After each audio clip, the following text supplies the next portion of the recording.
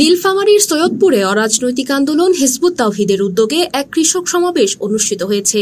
শনিবার দুপুরে আয়োজিত এই সমাবেশে অর্ধশতাধিক কৃষক অংশগ্রহণ করেন।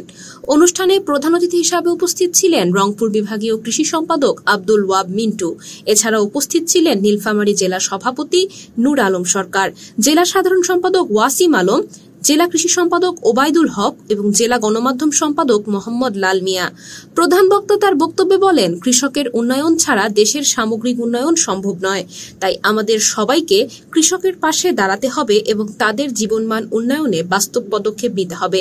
তিনি কৃষকদের দুর্দশা নিরসনে কৃষি পণ্যের ন্যায্য মূল্য নিশ্চিতকরণ, সার ও বীজের সহজলভ্যতা, আধুনিক কৃষি প্রযুক্তির ব্যবহার ও কৃষি বান্ধব নীতিমালা প্রণয়নের উপর গুরুত্ব আরোপ করেন।